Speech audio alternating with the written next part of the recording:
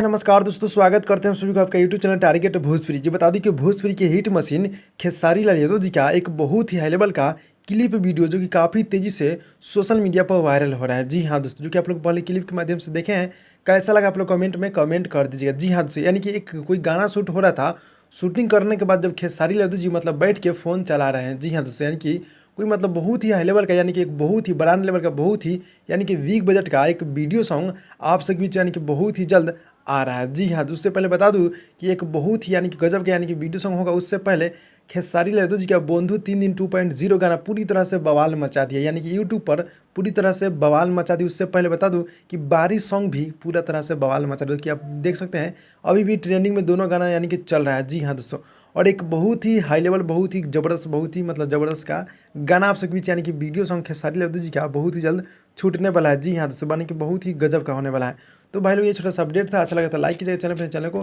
Subscribe कर दीजिएगा। तो भाई लोग, मिलते हैं अगली वीडियो में, तब तक के लिए धन्यवाद दोस्तों।